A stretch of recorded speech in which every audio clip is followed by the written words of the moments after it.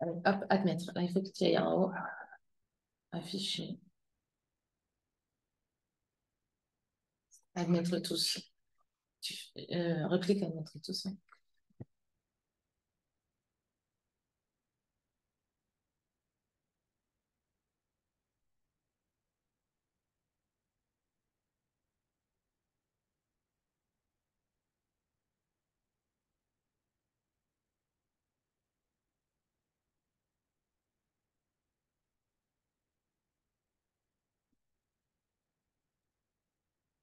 Quelques secondes pour ceux qui nous rejoignent à nouveau. Merci de vous être reconnectés.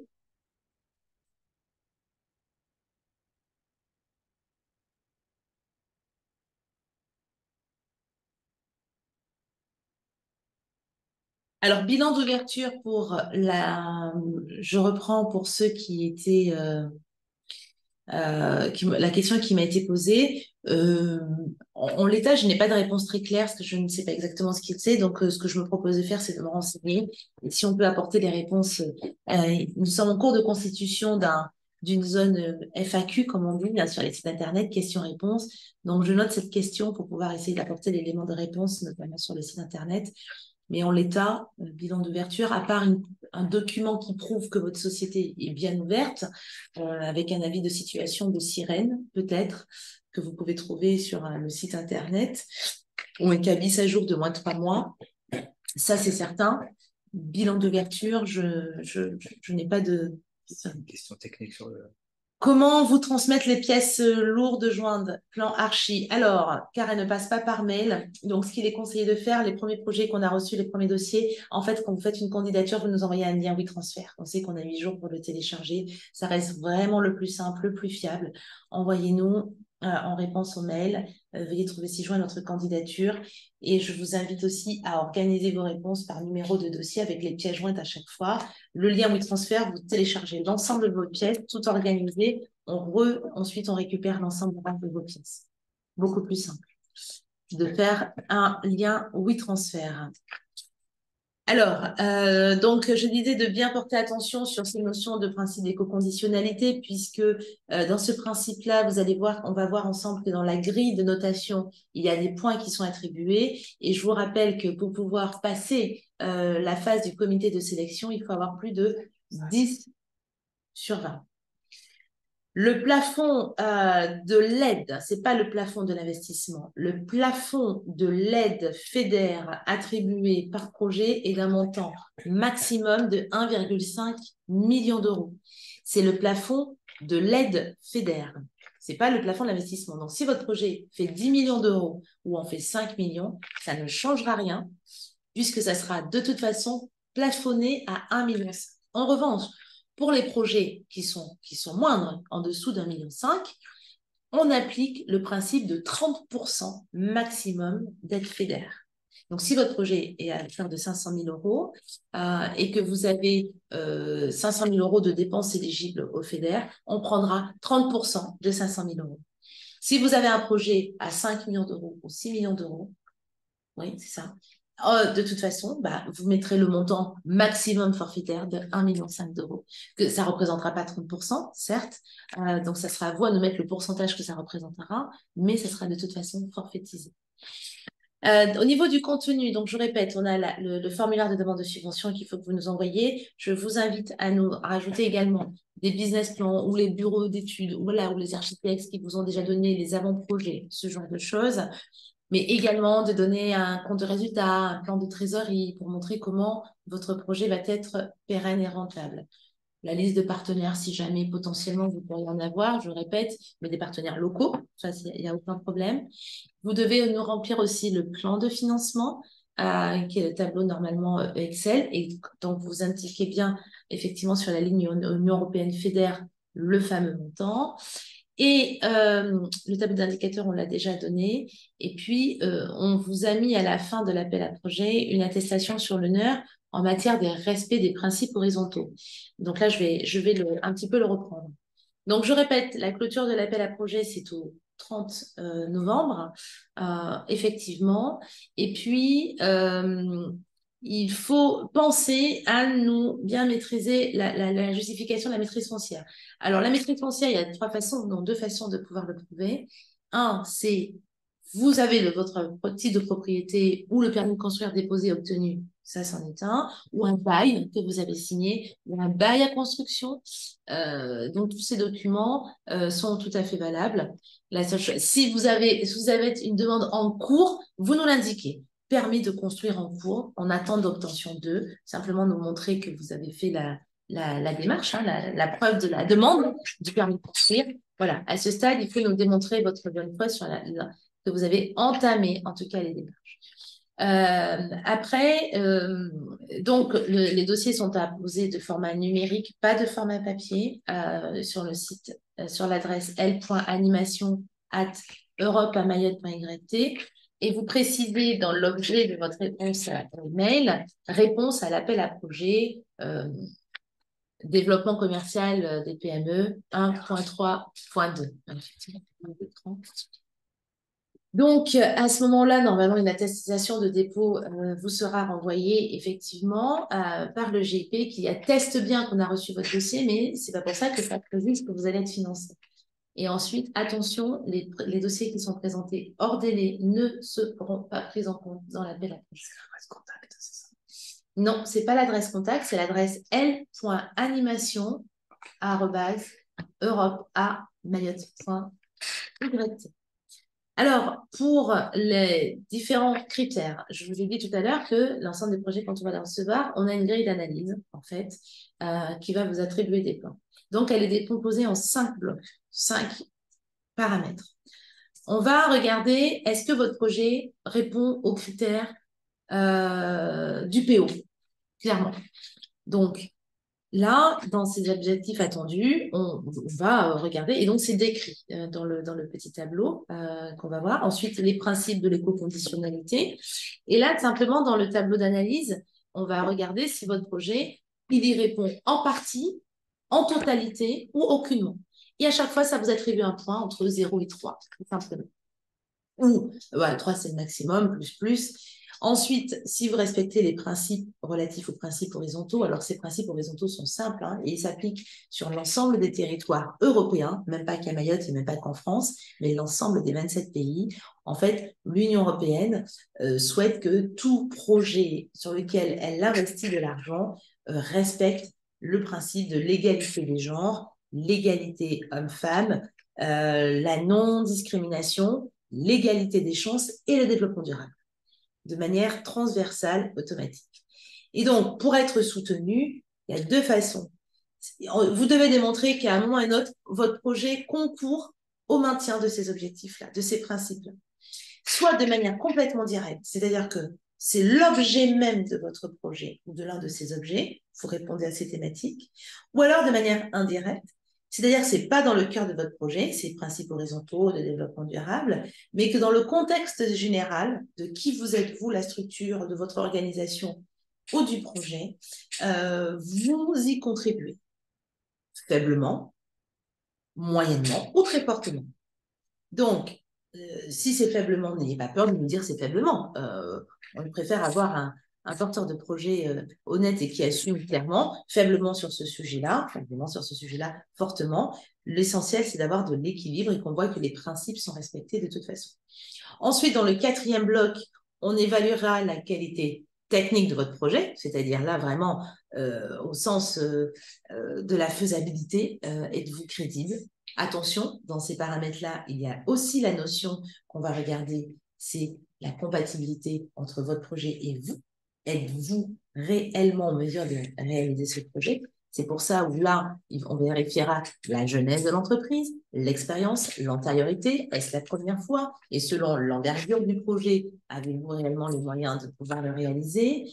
Ou au contraire, si vous êtes une entreprise qui existe depuis 20 ans sur les territoires, mais confrontée à des problématiques financières, des problématiques de redressement, enfin bon voilà. Donc tous ces sujets sont quand même abordés bien évidemment pour mettre en balance le fait par rapport à l'ensemble des dossiers, quels sont ceux qui ont plus de chances de pouvoir émerger, puisque je vous rappelle, et c'est fondamental, que la priorité sera donnée aux projets, aux porteurs de projets qui ont les moyens de débourser tout de suite, rapidement. C'est-à-dire que quasiment à la notification de la ligne favorable, que vous puissiez commencer à payer vos premières factures pour que vous puissiez nous les renvoyer et vous faire rembourser. Donc, toute entreprise qui mettrait plus de temps à pouvoir enclencher les dépenses, voilà, sont pas, non, je ne dirais pas moins prioritaires malheureusement, mais pour que vous puissiez recevoir l'argent, il faut que vous l'ayez dépensé. Donc, l'enjeu aussi, et donc votre capacité, 5e bloc, à faire émerger votre projet. Et c'est là où justement, on est en train d'en parler en disant la capacité financière, capacité technique, les ressources, c'est pareil. Si vous êtes tout seul et que vous voulez nous faire quelque chose qui représente en fait l'équivalent de 10 personnes, on va quand même se poser la question. Et donc, voilà, un certain nombre de critères. On attribue un point entre 0 et 2, pardon, avec un certain coefficient, et c'est le total de la note qui fait que si vous avez plus de 10, vous êtes en notification favorable, et si vous avez en dessous de 10, malheureusement, défavorable. Il peut y avoir plus de 10, vous pouvez avoir 15, mais ajourné parce que il y a un certain nombre de points de manière précise, donc c'est pas un nombre définitif, mais un certain nombre de points qui méritent d'être clarifiés afin de poursuivre l'obtention. Donc ça serait un oui sous réserve que les points demandés sont apportés en clarification dans un délai imparti. Pour les critères vraiment liés au PO, tout ce qui relève en fait de la partie fédère, là, on va regarder votre capacité à soutenir la capacité d'investissement et création de l'emploi, effectivement. Le nombre d'emplois créés. Ne nous dites pas que vous allez employer 50 personnes pour avoir le sentiment d'être très vertueux. C'est pas comme ça. Même si vous créez un emploi aujourd'hui, créer un emploi, c'est beaucoup pour certaines entreprises. Donc, soyez juste dans votre analyse concrète. Est-ce qu'une entreprise moins de 6 mois peut candidater? Dans l'absolu, puisqu'elle existe, on ne l'interdira pas, mais si vous entendez bien quand je vous dis qu'on va vérifier votre capacité à pouvoir réaliser votre projet, si vous avez moins de 6 mois, on aura peu de preuves financières. Donc, c'est à vous à nous démontrer que selon l'envergure de votre projet, si vous arrivez à un projet à 12 millions d'euros et que ça fait moins de 6 mois, on va se dire c'est peut-être un peu tôt de l'entamer. Si vous êtes sur un petit projet à 100 000 ou 200 000, que vous démontrez que vous avez la capacité, de préfinancer et que vos cofinancements sont stabilisés, en soi, il n'y a pas de raison de ne pas pouvoir candidater. Donc, c'est là qu'il faut bien articuler. Mais cet arbitrage, nous, on ne l'aura qu'à l'aune des informations que vous nous donnerez, de toute façon. Alors, peut-être qu'effectivement, une entreprise de moins de 6 mois, elle va recruter, est-ce qu'elle ne va pas recruter, est-ce que vous allez créer de l'emploi, quel est votre apport aussi dans le projet, en apport financier, notamment, le soutien bancaire, voilà. C'est tous ces paramètres qui rendent le projet crédible. Je vous disais également que le respect des indicateurs de réalisation et de résultats vont être regardés. Ensuite, on va regarder diminution de la consommation d'énergie, préservation des habitats remarquables, préservation des paysages, utilisation des matériaux recyclés et renouvelables à chaque fois, et le respect du principe du développement durable dans sa globalité. Donc à chaque fois, oui, non, oui, non, oui, non. Nous vous avons rajouté également, oui c'est vrai, sur ce sujet-là de l'appel à projet, on demande à ce que vos projets prioritairement interviennent dans les domaines que le territoire, la stratégie régionale de spécialisation, le S3, a été retenu. Ce document a été rajouté dans la liste des pièces. Donc, je vous invite à le lire pour voir quelles sont les thématiques qui font partie des stratégies prioritaires pour le territoire à Mayotte. Parce que si vous y êtes dedans, alors oui, est-ce que votre projet intervient dans les domaines? Ça vous donnera une note supérieure. Voilà. Si ça n'intervient pas dans les domaines, c'est pas grave. Vous ne mettez rien. Effectivement, vous aurez peut-être 0 sur ce point-là précisément, mais ce n'est pas 0 global sur 20, bien évidemment. Est-ce que votre capacité financière, donc il y a 2 volets qui sont très importants à maîtriser sur votre capacité financière. On va attendre de vous que vous nous apportiez la preuve. Alors ça, c'est vrai que c'est dès quand même l'appel à projet, votre capacité de préfinancer l'entièreté de l'opération. Donc dans la majorité des cas, c'est un préaccord bancaire. À ce stade, vous n'aurez pas un accord définitif de votre banque, mais une lettre d'intention qui dit que oui, bah, ils vont financer le projet, ça peut suffire, une lettre d'intention bancaire, réfinancer votre opération, et on va vous demander également l'autofinancement, si vous avez des fonds propres, donc ça sera sur une lettre de votre comptable, ce que vous voulez en réalité. Donc, si vous nous dites oui, je peux financer, il faut y apporter la preuve associée.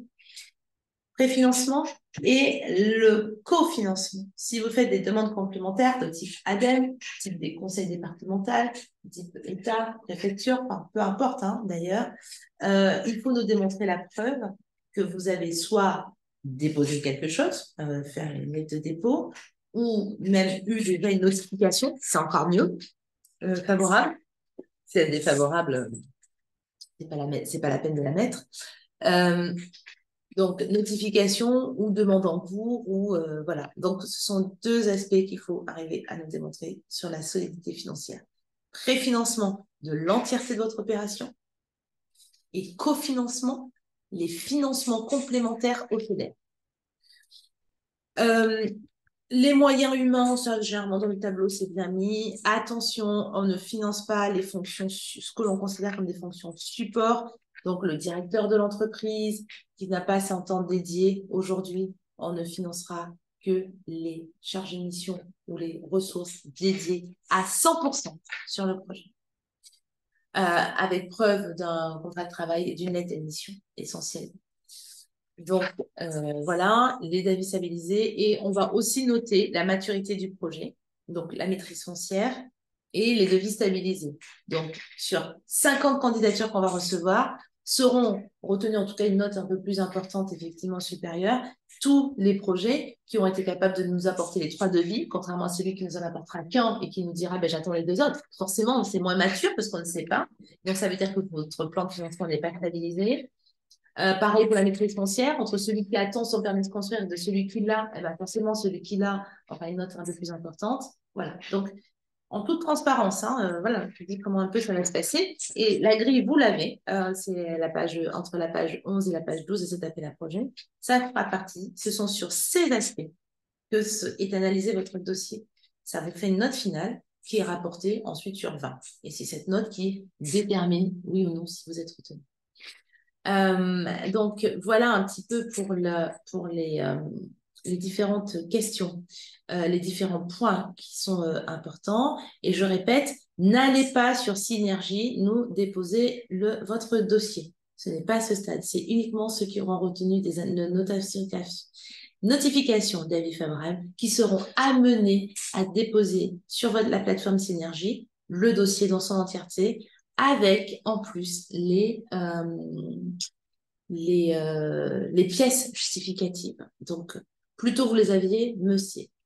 Et puis, pour finir sur la lecture, la décryptage de cet appel à projet, en page 15, nous avons donc une annexe qu'il faut nous remplir également, qu'il faut nous renvoyer. Soit vous l'extrayez du PDF et vous le mettez dans un document Word à part, soit vous renvoyez le texte de l'appel à projet, mais signé sur l'annexe 2, où là, vous attestez sur l'honneur que vous respectez les principes horizontaux de l'empreinte environnementale, les conditions de travail pour ceux qui ont des salariés, la lutte contre les discriminations. Voilà, de manière globale, il faut signer et tamponner. Alors, aussi, n'oubliez pas qu'il faut signer le formulaire de demande que vous nous envoyez. Il faut l'envoyer effectivement en format PDF signé et tamponné par le café de votre entreprise. Pareil pour le plan de financement. Il faut qu'il soit signé normalement et voire idéalement par votre comptable ou cabinet comptable extérieur ou comptable interne. Mais il faudrait que le plan de financement soit signé et tamponné. L'annexe sur l'attestation sur l'honneur et les principes horizontaux aussi peut être signé. Ce que je vous dis vaut pour l'ensemble des appels à projets qui seront sur le territoire de toute façon. Ce n'est pas lié qu'à cet appel à projet-là, ce principe-là. Donc, je suis en train de réfléchir. Voilà, l'annexe 4 sur la page 15. On est bon. Donc, j'ai bien retenu la question sur le tableau Excel pour les indicateurs. Donc, on va vérifier sur le site les formats qui sont téléchargeables. Je sais qu'on nous a demandé également à ce que le formulaire soit mis en format Word directement et pas en PDF parce que ce n'est pas forcément évident pour remplir. Donc, le nécessaire va être fait très rapidement. Nous renvoyer vos dossiers par lien WeTransfer avec l'entièreté des pièces que je vous invite à numéroter pour faciliter l'analyse, tout simplement. Voilà, il est sûr qu'on n'oublie rien dans les différentes choses. Pensez aussi à nous mettre votre RIB, bien évidemment. Et puis, aussi, il y a dans le formulaire, il y a une rubrique sur laquelle on vous demande, pour les entreprises qui ont plus de 3 ans d'existence, de bien nous indiquer les aides dans les années précédentes que vous avez pu avoir. Toute aide publique, quelle qu'elle soit. Ce n'est pas forcément des aides européennes. Une aide ADEME, par exemple, ou même du crédit impôt recherche. Donc, il y a un tableau sur lequel on vous demande de nous indiquer l'organisme que vous avez sollicité, le montant obtenu. Alors, c'est pas en vue de sanctionner, hein, c'est simplement pour vérifier que selon la nature des aides que vous avez déjà obtenues, il y a une certaine catégorie qu'on appelle les aides de minimis, que vous ne devez pas dépasser un montant cumulé sur 3 ans de 200 000 euros. Donc la seule chose que l'on veut voir, c'est que vous ne savez pas déjà dépasser ce taux d'aide. C'est tout. Donc, intervenez, donnez-nous les informations en vérité, puisque de toute façon, comme on vous demande vos bilans, ça fait partie des pièces obligatoires. Dans un bilan, on voit les aides qui ont été données, donc on le saura. Donc, mais n'omettez pas de répondre à cette catégorie. Et encore une fois, si vous avez des questions, des doutes avant la clôture de l'appel à projet, qui est au 30 novembre, n'hésitez pas. Le pôle animation, nous sommes là pour répondre à vos questions et de bien pouvoir vérifier toutes ces choses-là, puisque contrairement au guichet, un appel à projet, c'est vrai que c'est comme un concours. Par contre, à la clôture de l'appel à projet, on ne pourra plus répondre, puisque c'est le respect du principe de l'égalité des chances pour l'ensemble des candidats. On ne pourra plus répondre à vos questions. Donc, en ce qui concerne les obligations de communication et de publicité, il y a également sur notre site internet le guide de la communication et des obligations de publicité avec les logos téléchargeables. Donc, n'hésitez pas à aller le consulter pour vous en inspirer, tout simplement, et nous dire dans quelle mesure et comment vous allez respecter les obligations de communication. Ça, c'est vrai que c'est très important. Nous sommes en train de terminer un peu en clôture, j'ai envie de dire, le calendrier de publication des prochains appels à projets. Donc, je vous ai dit, le 17 août a été lancé le développement commercial des entreprises, pour lequel on a commenté aujourd'hui. Le prochain appel à projet va sortir la semaine prochaine, enfin, début de semaine prochaine. Lui, il concernera le 1.3.1 sur le développement des infrastructures commerciales. Donc, on est plutôt sur les établissements publics, les sociétés coopératives. C'est moins ouvert aux entreprises individuelles de toute façon. Donc, pas de panique, ne vous inquiétez pas. Mais c'est le prochain appel à projet qui va sortir. Et pour tout ce qui relève des axes en guichet, tout ce qui relève des axes en guichet, les guichets sont en ouverture. Certains sont déjà ouverts.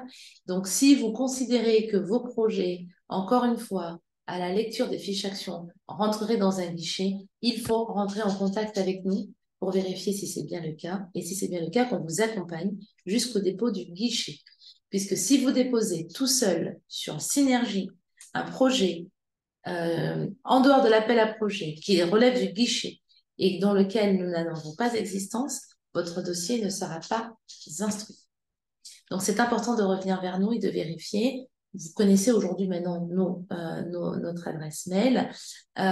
Ces ateliers d'information reprennent et on remettra en place ces webinaires tous les vendredis ou tous les 15 jours avec des thématiques bien précises. La prochaine thématique sera la demande de paiement puisqu'on est en fin d'année et aujourd'hui, jusqu'à mi-novembre, il y a encore les demandes de paiement. Après, ça sera trop tard.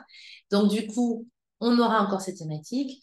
N'hésitez pas également sur le site internet, il y aura un espace FAQ de nous faire remonter les sujets que vous voudriez voir traités lors des ateliers d'information sur lesquels on pourra faire des focus très précis et répondre à vos problématiques. Alors, le modèle du tableau des aides reçues et fournir est-il dispo? Il est déjà apparent dans le formulaire de demande de l'aide FEDER à la page, je dirais la 10 ou la 11. Il est déjà présent. Donc, ce n'est pas un document complémentaire. Où est dispo concernant l'info sur les guichets? Elle va bientôt être à nouveau disponible parce que les dates sont en cours de notification. Donc, j'espère que la semaine prochaine, il y aura sur le site internet une actualisation des axes sur lesquels les guichets sont ouverts. Donc, pour l'instant, c'est en cours de réalisation. Voilà. Donc, je pense que l'ensemble des points à rapporter a été abordé dans le cadre de cet appel à projet. Surtout, n'hésitez pas à revenir vers nous. Je vous dis si vous avez des questions, surtout sur le plan de financement, sur les devis, voilà, vos 3 devis, votre lettre pré-bancaire, de cofinancement et de préfinancement. Pour ceux qui font de la défisc, pareil, à ce stade, vous n'aurez pas la lettre de défiscalisation, mais simplement nous démontrer que vous êtes dans la dynamique. Si vous avez un projet de bail à construction, ce genre de choses, ne pas hésiter. L'ensemble des documents sont envoyés sur le transfert. Les principes de co-conditionnalité doivent être respectés. Voilà ce que je peux dire. Alors, merci. Le prochain appel à projet concerne le 1.3.1, 1.3.3. C'est le 1.3.1 qui va sortir mardi, a priori, et le 1.3.3 très prochainement, puisque nous sommes en finalisation de la rédaction de cet appel à projet. Donc, l'objectif, c'est que dans les 15 prochains jours, ça puisse également sortir. Donc, soyez vigilants. Il y aura des communications. Suivez la page Facebook de l'Europe à Mayotte. Suivez également sur notre site internet. Donc, cette vidéo a été enregistrée et va être donc disponible sur la chaîne YouTube de l'Europe à Mayotte, peut-être en téléchargement également sur le site internet pour pouvoir répondre à vos questions. Alors, je la remets par vous ici. Pour la maîtrise foncière, si nous attendons une réponse pour le 28 novembre, peut-on tout de même postuler? Oui, vous mettez que la réponse est en attente. On saura que dans la maturité du projet, c'est un projet qui est en attente. Vous, ce que vous mettez dans votre dossier, c'est que vous avez fait la demande et que vous précisez, en fait. Plus vous donnez de précision dans votre dossier, plus on comprend où est-ce que vous en êtes, mais ce que vous avez fait également. Et donc, du coup, ça nous permet de savoir. Mais vous pouvez candidater, même si vous attendez une réponse pour le 28 novembre. Il n'y a pas de problème.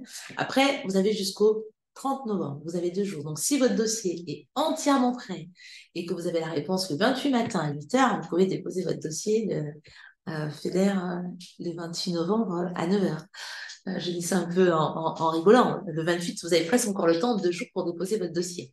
Selon la réponse, bien évidemment. Si elle est favorable, ça ne change rien.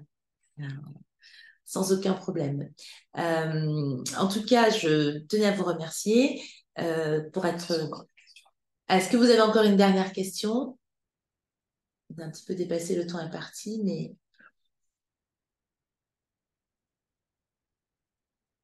C'est bon? Ok, très bien. Écoutez, je vous remercie tous. Passez donc une bonne journée. Et puis, merci à tous pour votre présence, votre présence à nos côtés. Et puis, donc, nous sommes là. N'hésitez pas à venir nous voir pour que nous puissions vous accompagner. Bonne journée. Au revoir.